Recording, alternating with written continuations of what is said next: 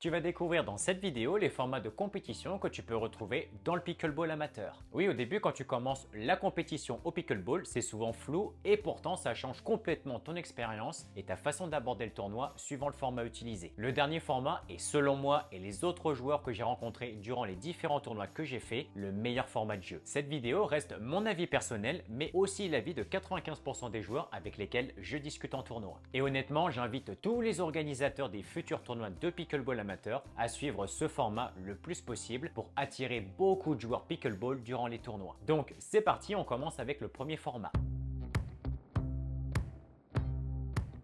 Le premier format, c'est l'élimination directe. C'est le format classique qu'on retrouve dans tous les sports comme le tennis. En gros, c'est simple, tu perds un match, tu es éliminé. Donc, si tu perds au premier tour, ton tournoi est terminé instantanément. Tu peux rentrer chez toi, merci d'être venu et à la prochaine. Alors, c'est rapide, simple à organiser pour le tournoi, facile à comprendre pour les joueurs, mais waouh, super frustrant parce que tu ne peux jouer qu'un seul match si tu perds au premier tour. Disons que, en tant qu'amateur, je parle pas des professionnels, tu vas pas risquer de faire 3 heures de route juste pour jouer un match et si tu perds, au revoir. Donc ce format, honnêtement, il faut l'oublier.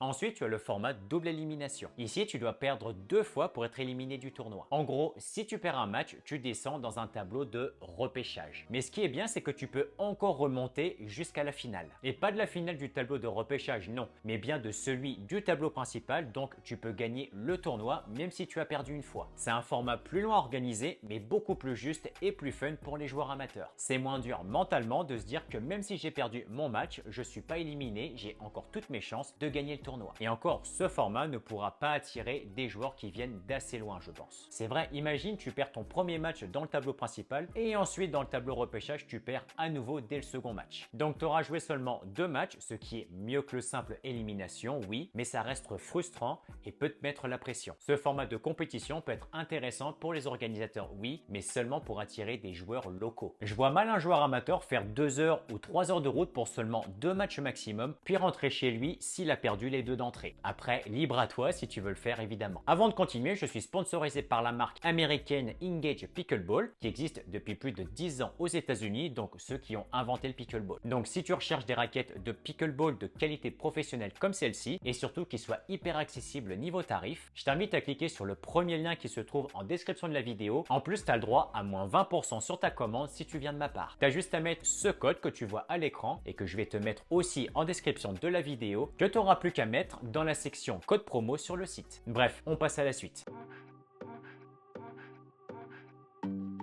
Ensuite, tu as le format des matchs de poule, puis tableau par résultat juste après. Alors, c'est le format souvent utilisé en pickleball amateur qu'on retrouve dans beaucoup de tournois. Voilà comment ça se passe. Ton équipe, si tu es en double ou toi seul, si tu es en simple, tu vas être dans une poule avec d'autres joueurs et tu vas tous les affronter une fois. Cette phase de poule est hyper importante pour la suite car en fonction de tes résultats, elle va déterminer si tu continues dans le tableau principal ou pas. Donc, si tu finis premier, deuxième ou troisième de ta poule, suivant le nombre d'équipes et la grosseur du tournoi, et bien ces joueurs-là passent dans le tableau haut l'après-midi. Donc ils sont toujours dans la course pour gagner le tournoi. Si en revanche tu finis au-delà de la 3e place, tu te retrouves dans le tableau bas du tournoi, donc tu peux plus espérer gagner le tournoi. Dans le tableau du bas, tu continues de jouer, mais tu joues pour ce qu'on appelle les matchs de classement. C'est juste pour déterminer à quelle place tu finis dans le tournoi par rapport aux autres équipes. 8e, 10e, 12e, etc. Alors déjà, le point positif de ce format, c'est que tu fais minimum entre 3 et 5 matchs garantis, donc c'est cool, tu te déplaces pas pour rien. Le problème de ce format, c'est que tu te mets en pression dès que tu commences tes matchs de poule. Tu as quasiment l'obligation de te donner à fond pour gagner tous tes matchs, pour espérer finir dans le haut de ta poule, pour continuer dans le tableau haut. Ensuite, comme défaut de ce format, c'est qu'une fois que tu te retrouves dans le tableau du bas, donc les matchs de classement, tu perds un peu l'intérêt de continuer. Se battre pour la 6e, 10e ou 15e place, c'est moins motivant que de se battre pour gagner le tournoi. Donc pour moi, c'est un format que les organisateurs de tournois ne devraient pas adopter afin de ne pas démotiver les joueurs rapidement.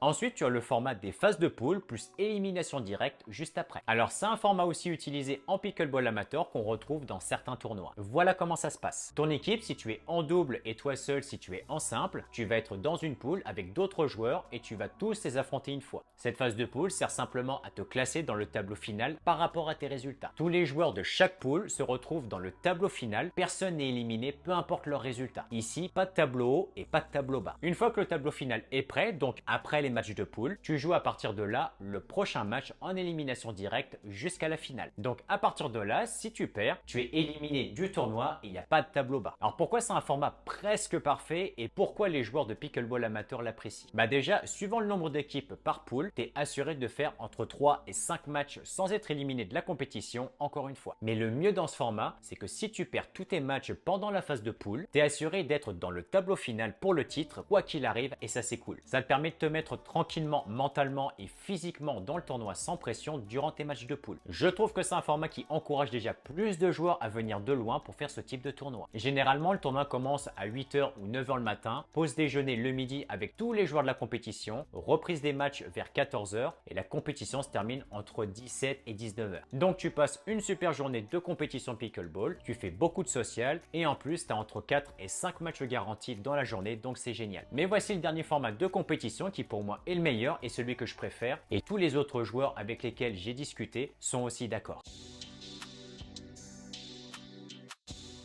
C'est le format que je recommande aux organisateurs de tournois d'utiliser en pickleball amateur. Voilà comment ça se passe. Ton équipe, si tu es en double et toi si tu es tout seul en simple, tu vas être dans une poule avec d'autres joueurs et tu vas tous les affronter une fois. Cette phase de poule sert simplement à te classer dans le tableau final par rapport à tes résultats. Tous les joueurs de chaque poule se retrouveront dans le tableau final, personne n'est éliminé, peu importe le résultat en match de poule. Une fois que le tableau final est prêt, donc après les matchs de poule, tu joues à partir de là le prochain match jusqu'à la finale pour le titre. Donc jusque-là, rien ne change par rapport au format d'avant. Mais là, la différence cette fois, c'est que si tu perds, tu n'es pas éliminé du tournoi. Tu passes simplement dans le tableau bas pour faire les matchs de classement après. Pourquoi c'est un format parfait et pourquoi les joueurs de pickleball amateur le recommandent à chaque compétition? Parce que même si tu perds tous tes matchs de poule, tu restes dans le tableau final pour prétendre au titre du tournoi. Ensuite, si dans le tableau final tu perds ton match, la compétition n'est toujours pas finie pour toi. Tu passes simplement dans la partie basse du tableau pour faire les matchs de classement. Tu vois, ce format a comme une espèce d'étape supplémentaire à chaque fois pour que tu restes un maximum motivé jusqu'à la fin de la compétition. Suivant le nombre d'équipes par poule, tu es assuré de faire entre 6 et 7 matchs minimum dans la journée avant d'arrêter complètement le tournoi, ce qui est génial. Donc, c'est pour cette raison que la majorité des joueurs préfèrent le format poule, plus tableau final pour tout le monde, plus match de classement, car ça leur permet de faire énormément de matchs dans la journée et de rester motivé le plus longtemps possible. Et comme généralement, nous joueurs de pickleball, on adore enchaîner les matchs,